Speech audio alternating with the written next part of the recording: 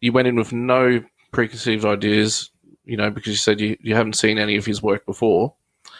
So I guess you wouldn't have known beforehand. But was there any time once you were cast and during the shoot, was there a time there where you thought, geez, I'm on something really big here? No.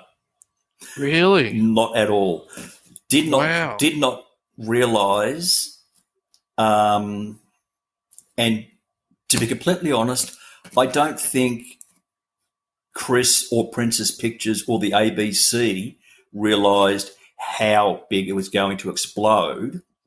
And the perfect example of that is the very first fan day or DVD signing at Chadstone Shopping Centre. One of my friends went down to try and get some things signed, and she rang me and said, can you come down here, because there's 2,500 people. I'm not going to get anywhere near him. Surely you'll be able to weasel your way through the crowd and get some stuff signed for me. So I said, oh, yeah, okay, no worries. Rode my motorbike down there, and it was 40 degrees. So by the time I got off and got out of my bike gear, I looked like a drowned fat rat. Yeah, I bet. They had a 3-sided open tent. So there was a back and 2 sides, and then Chris was sitting inside that, and all the people were in front of him and lining up. Yeah. I walked around the back of the tent and got Laura's attention, and she stepped around the back of the tent and went, oh, thank God you're here. There's going to be a riot. Chris was only supposed to be here for 20 minutes. Whoa. Signing stuff. If we try and leave, there's going to be a riot. If I give you a pen, can you go and head down into the crowd and start signing things? And I said to her, but who's going to want my autograph? And she started to giggle, grabbed me by the shoulders and shoved me round to where the crowd could see. Yeah. And people, Rodney. Oh, my God. And I was like, oh, okay. That must have been, All that right. feeling must have been incredible. I think I spent the first 10 minutes a bit like a deer in headlights. Yeah. Because, I'm just an actor. I don't consider myself a celebrity. I certainly don't consider myself famous. So to have people walking up and actually getting tongue-tied, asking for an autograph, just completely blew my mind. And, of course, from where I'd set myself up to sign things, each time I looked up, I could see my 4 friends in the background, and I can't actually describe the looks on their faces, but they were just like, what is going on? People are asking for your autograph? And I think I spent about 45 minutes, maybe an hour, signing stuff. And at the time, I had a full-time job, as well as combining it with whatever acting it was. Okay. And I did fire and flood restoration. So if you had a fire, we'd come out and clean the house and pack all the stuff out. Okay. And there were a couple of times where I'd gone to a place in the morning, met the parents, spent the day working there, and then the kids had come home from school and completely freak out. Oh, what are you doing here? It's Rodney. And the parents would be looking at me, sort of, your name's Stan, as the kids run off to their bedrooms to grab a DVD. Oh, and wow. I'd sort of have to say to the parents, I was on a TV show that is a little bit popular. Yeah. And what it did was show me that as much as I love acting, I really don't think I'd like to be famous. Okay, that's really interesting. So that period, so when you're filming, of course, I guess I would know, I've never done it, but I'm guessing, like you said, you had no idea how big it would be because you'd be in that bubble of just trying to do the best job you can. So you wouldn't have known until, like you said, you turn up one day and there's 2,500 people there and they're chanting your name. Yeah, it was really quite bizarre. Even I suppose it came out in '07.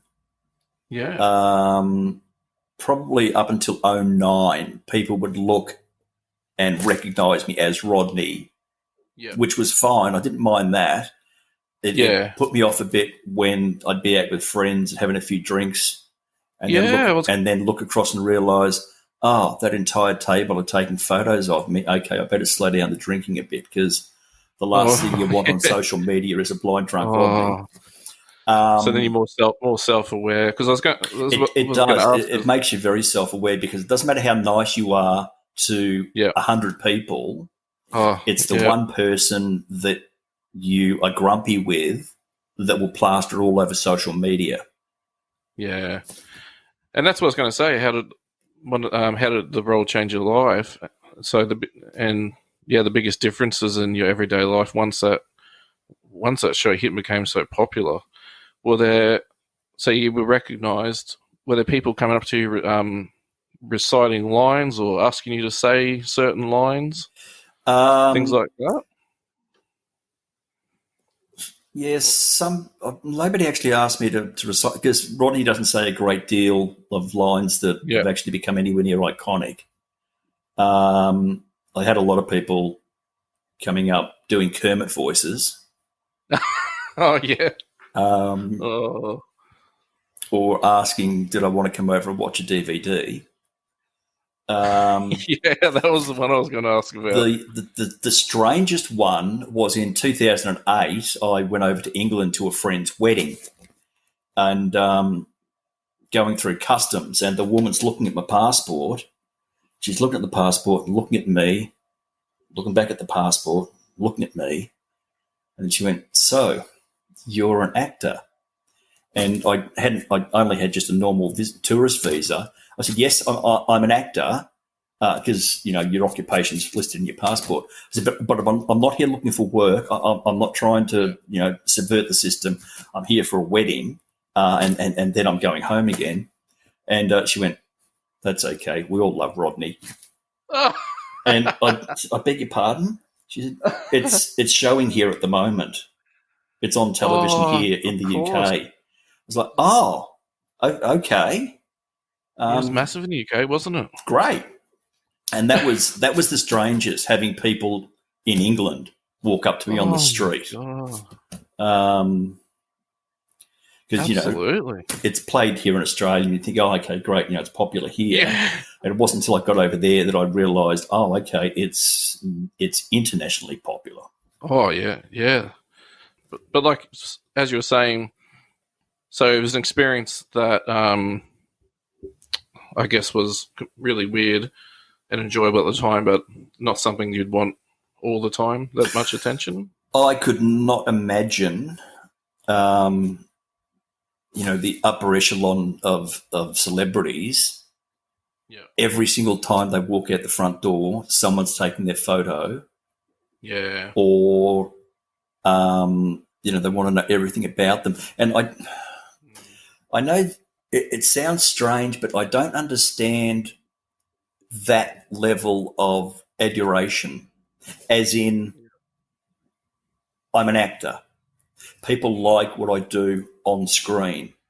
I don't understand why. I mean, it doesn't happen to me, but Tom Hanks, for example, right? Yeah. Brilliant actor. What he does on screen is mind-blowing. I don't understand why people want to know what restaurants he eats in. He's not a food critic. What car he drives. He's not a motoring expert. Where he goes on holidays. I don't understand why they think that gives them any insight into their acting. Yeah, I understand where you're coming from. If that makes sense. Yeah, 100%. And I mean, the reality is, think about it. An actor, say they've got 3 films come out a year, and what's it cost to go to the cinema these days? $25? Oh, yeah. So you spend $75 to go and see them, and you get 5 hours of enjoyment from what they do. Yeah. What does it actually add to your life? Whereas the guy that you go and buy your meat off at the butcher's, You spend 3 times that amount in a year. Yeah. He provides you what keeps you alive. Yeah. No one asks the butcher where he eats in restaurants, whereas he'd be the one to ask because he knows where the food's good. It's true. It is a bizarre world, isn't it, when you think about that? Or a brain surgeon saves lives every single day. Yeah. But no one cares about them because they haven't worked out how to make brain surgery an audience enjoyable experience. And I think probably that's one of the things I really like and respect about Chris Lilley is he doesn't seem to chase the limelight. He seems to kind of almost shun it, if anything. I don't know if you'd agree. I mean, he's not turning up to every red carpet. He's not going on a million interviews to get his face out there. No, he purely allows the work to be his spokesman. Yeah. It's just incredible to the following that he has. Even though he's not in the limelight all the time, he's not putting out, 3 shows a year. I think it's because everyone can relate to the characters. Everyone knows a Jemay. Everyone knows a Jonah. Yes. Everyone knows a Mr. G. Exactly. And yet lunatics. Everyone has seen those sorts of people in everyday life. So his characters, although pushed to the extremes, are still very relatable where people know them from everyday life. Yes. Yeah, and you can tell, I see it all the time.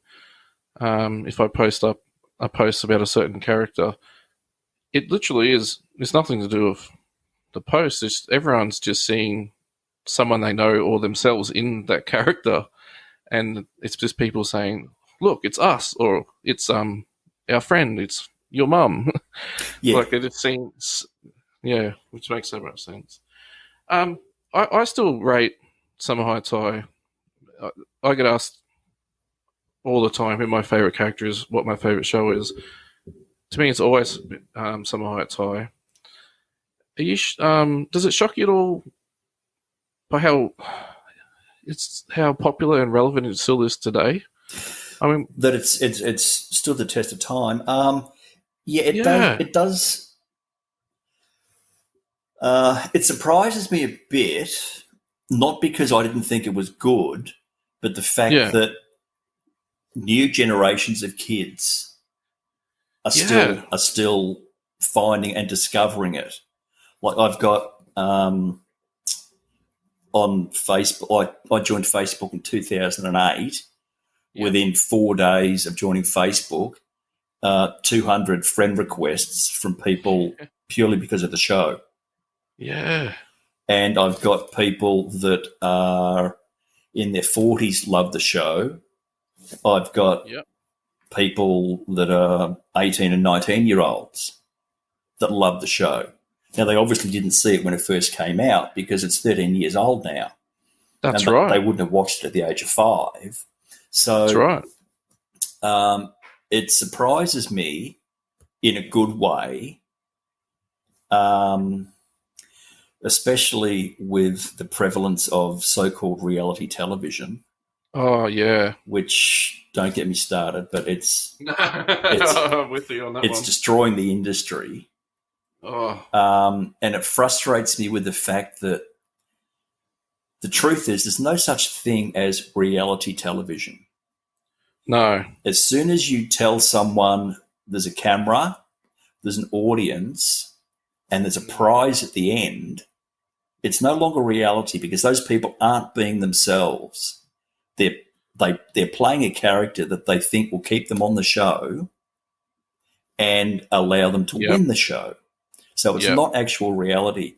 True reality television was the first and possibly the second series of Big Brother. The first one definitely because the contestants had no idea. No, they didn't know if it was popular, if anyone was watching. Yeah, they had no idea what was going on. Whereas the more it went on, people came on with a set game plan, Yeah. and that's no longer reality. And then they start trying to manufacture things to happen. I guess the producers and the editors, they're trying to manufacture And situations. that's the other thing. What you see and what actually happens are two different things. Yeah. And it all changes in the editing suite. Oh, And yeah, 100%. for people that love reality television, I tell them to go and find an American series called, oh God, I've gone blank. Unreal. Okay. And it's a bachelor type show. Like it's all actors, so it's a normal acting show. Right. The concept of it is a bachelor or bachelorette type setting, but it's filmed from the crew's perspective.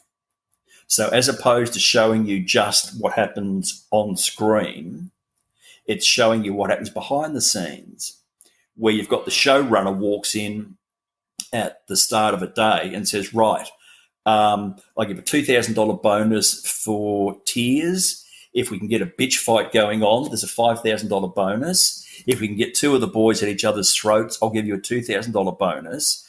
And then all the little producers run out, and in between each take are whispering into the contestants' ears, oh, we've got her on tape saying that you're an absolute cow and you're fake and you shouldn't even be on the show, and setting them against each other. And once you watch that, you realise that's exactly what happens on a normal show. Yeah. So it's not reality, it's created reality. No, I agree with you on that one. I try to avoid it like the plague, really. And it's killing the industry because... Yeah, it's such a shame. I find I get quite sad when you see a reality show that is so ridiculous, just cheap and nasty, and then you think that's keeping something that, there's probably people out there creating real great pieces of work, and all the time slots are taken up with this rubbish. People love a train crash. Mm. You have a car accident by the side of the road, everyone slows down to have a quick look on the way past, and people get enjoyment from watching wrecks. That's why the most popular parts of any of the singing shows are the bad auditions. Yeah, that's very true. Because people like to, as sad as it is as a society, people like to see other people crash and burn. Yeah. And with the Australian market, you've got Channel 2, 7, 9, 10, SBS, Stan, Foxtel, and Netflix.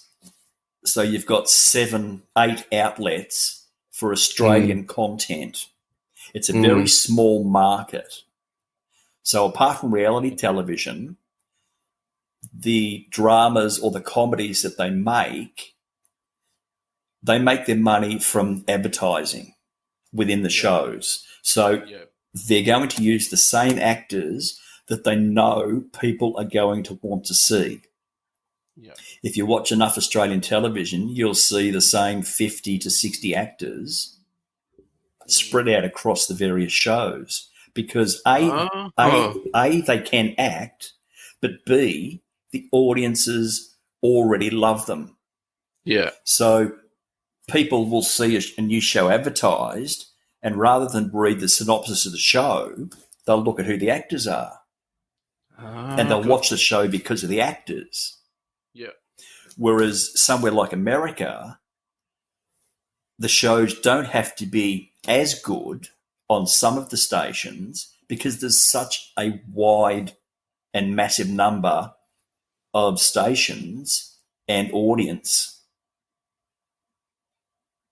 You'll get shows with like Big Little Lies, brilliant cast, Nicole Kidman, Reese Witherspoon, but then you've got a show on a competing network with actors that no one has ever heard of, but it still has an audience. Yeah. That Still can't, has a chance. yeah, that can't happen here in Australia. It is too small a market to take Yeah. massive risks like that. So you'll see an Australian show will have a dozen well-known actors, and there'll be the occasional unknown actor Yeah. dropped into it. You won't see them taking risks with a lot of unknown actors purely because they can't afford it to fail in such a small market. That's so true. The way he's explained it, yeah, 100%. Another comment I get quite regularly on when I post things up about Summer Heights High is, "Oh, you couldn't show that today." in today's cancel culture that seems to have happened. I don't know if it's dying down yet or not. Do you think Summer Heights High could have come out in today's and survived, or do you think it would have been too? Because I know he cops a lot of. I think it would always have an audience Yeah. for the simple fact that people are going to watch it regardless. Yeah. It would have a lot more complaints. I mean, it had a lot of complaints at the time. Oh, okay, but really? Yeah, there were people that complained about the Jamay's joke about the rape. Oh, yeah. You know, the trees have now been pulled out. There were a lot of complaints about, and there were a lot of complaints about Jessica dying from a drug overdose. Okay. But that was based on the fact that by the time the show came out, what was her? Oh, this is terrible. Shows how much I know the show. Was it Annabelle? Annabelle, that's it. Annabelle Dixon, I think? Yeah. By the time the show was aired, a girl named Annabelle had actually died from a drug overdose at a music festival. So her parents were up in arms about it, and there were a lot of complaints about it. But what they didn't realise was that the show had finished filming 2 months before their daughter had died. Talk about horrible So timing. it was just terrible. It wasn't like, it was terrible and tragic, but it was purely coincidental.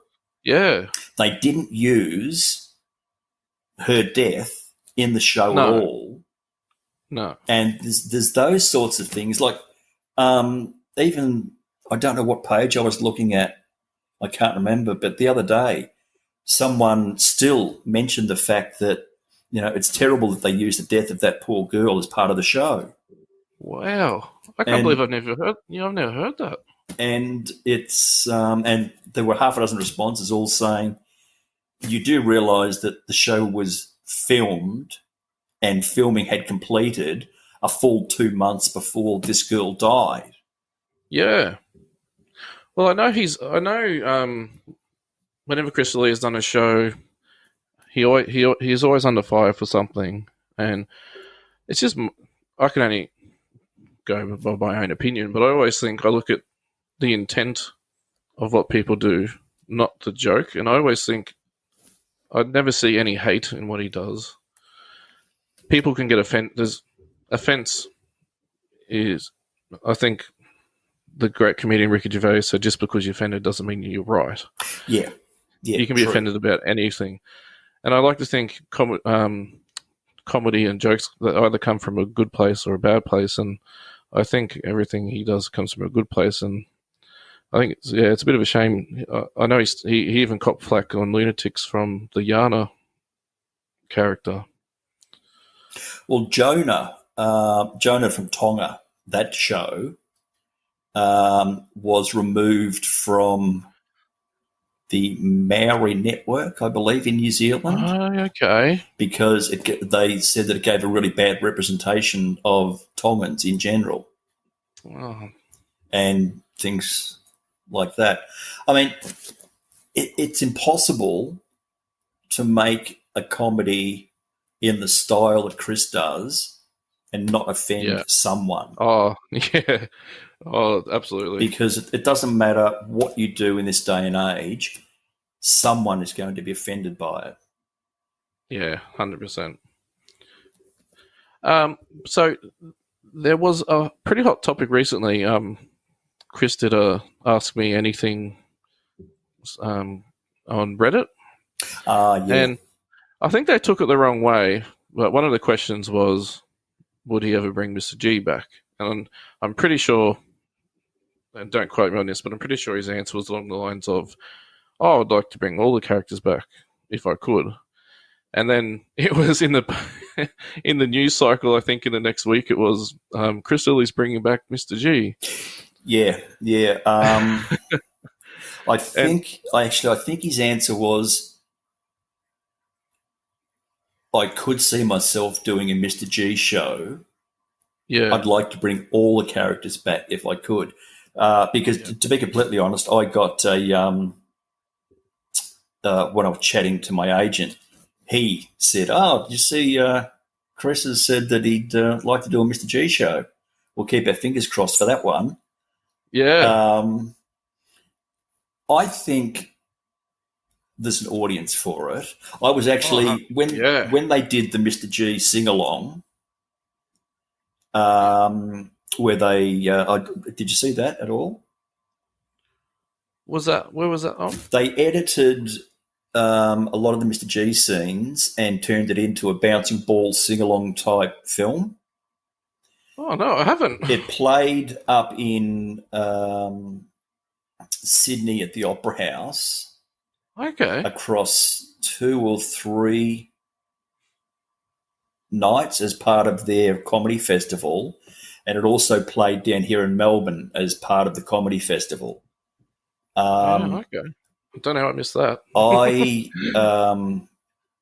I was hoping that was them putting their toe in the water to see whether Ah. the audience was there for a Mr. G single one-off show, or a Mr. G standalone show. Oh, so was this done by him himself and Yeah, his yeah, people? yeah. It was done by Oh, Princess okay. Pictures. Yeah. Yeah, yeah, where they took Mr. G, a lot of the Mr. G stuff, and edited it all together and turned it, yeah, as I said, into the words would appear on the bottom of the screen with a bouncing ball going across. So it was like a sing along type. Um, Well, it absolutely amazes me. I wouldn't doubt for a second that the audience is there because I had a Facebook page that was nothing to do with Chris Lilley, and I just shared.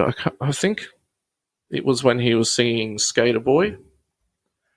He does this ridiculous, like hilarious. He I think he talks about the auditioning process, and he says, and then he sings the song "Skater Boy," and I posted that up, and it got millions of views, and people were just that.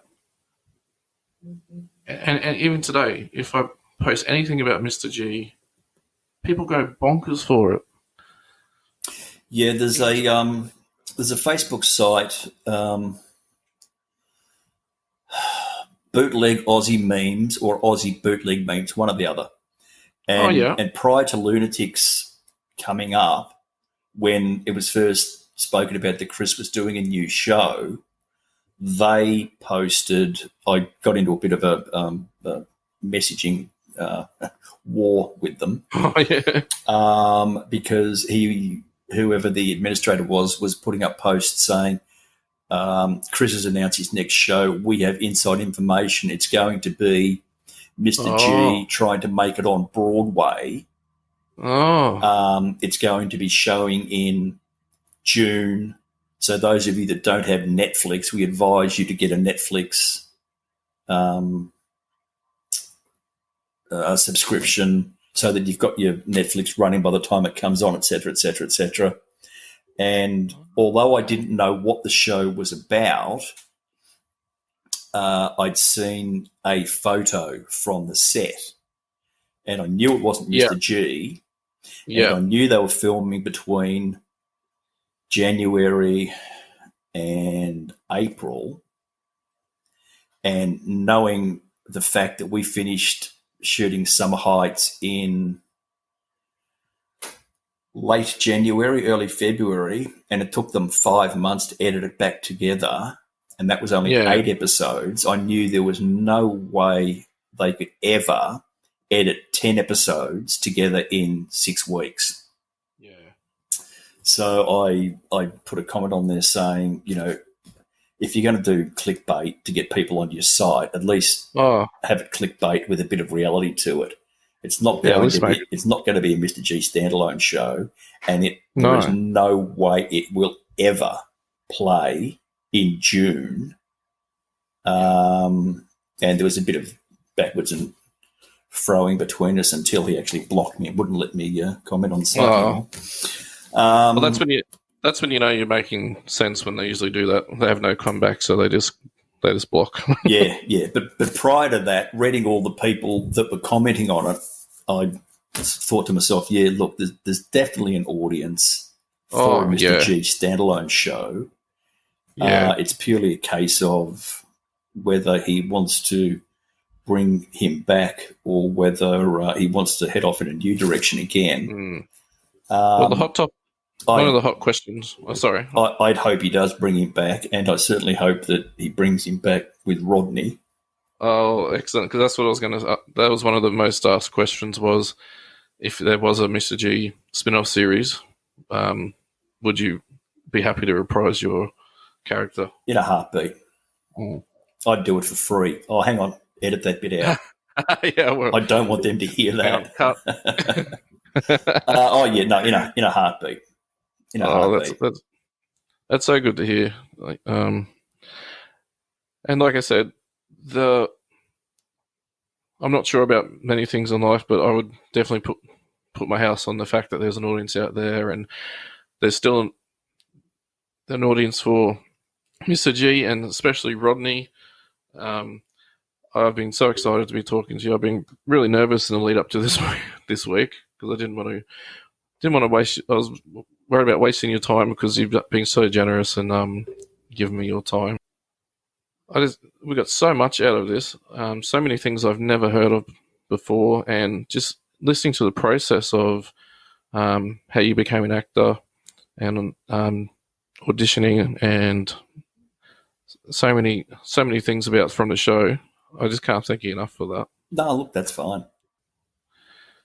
So these are some of the questions I was talking about before. Yep, that's fine. I'll hit you with some questions. We did that one. So this is a hypothetical. How do you think Rodney felt about not getting an office in the Gregson Performing Arts Centre?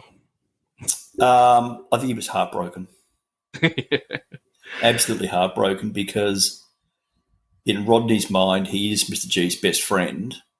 Even though if he could step outside and look at the relationship from a completely non-biased perspective, he'd realise that it's a one-way friendship. Yeah. And to Mr. G, it's a friendship of convenience. But he would have been heartbroken to have not to have been shut out. Well, absolutely. Letitia from Instagram asked, "Do you think Rodney was jealous of Celine?" Yeah. I think I've mentioned this to you before on your page. I think I asked the question. All right, I'll put it out there to the public. Jealous of Celine. I wedged the door open. I laid a trail of doggy treats all the way to the road. And I actually had a friend from Teachers College driving the car. We got an exclusive. That hit Celine. That's our exclusive right there. So, yes, I was jealous of Celine. And the thing that you people don't see was that every time they turned the camera off, that horrible little thing used to bark and bite me. Oh, really? Oh, it was terrible. Oh, you're joking. Incontinent. Every time I put it on my lap for a pat, it would wet on me, and oh no, the dog hated me. Just absolutely hated me. Yeah. Oh my goodness. Well, yeah. Well, say working with animals is tough. Animals and That's children, yeah. Oh, yeah. Yeah. which doesn't prove accurate because the kids were wonderful. Yeah, actually, no. The reality is, Celine was fine. She had her own handler, and Okay. in between takes, she crawled back into her carry bag and was basically carried around set, a bit like Paris Hilton carries her little dog around in the handbag. It's a bit of a diva. It is, and besides that, you're not supposed to speak ill of the dead. And I know that she has actually passed on in real life. So Oh, I didn't. Yeah. Well, yeah, it's no, been a long she time, hasn't it? died a few years ago, and her real name was Plugger. Plugger. Oh my Plugger. goodness, we're getting all the goss today. Yeah, Plugger. yeah, apparently so. Wow. That's awesome. I know I've said it 1,000 times, but thank you so much again for your time. No worries. Is there anything that you would like to say, or any upcoming projects you've got going on? Uh, well, hopefully, once I filmed a pilot 14 months ago, 12 months ago, Oh yeah. for a mockumentary style Oh, show nice. called Addicted. And Okay. it's about a well-meaning but rather inefficient sex addict guidance counsellor, Oh wow. which I play.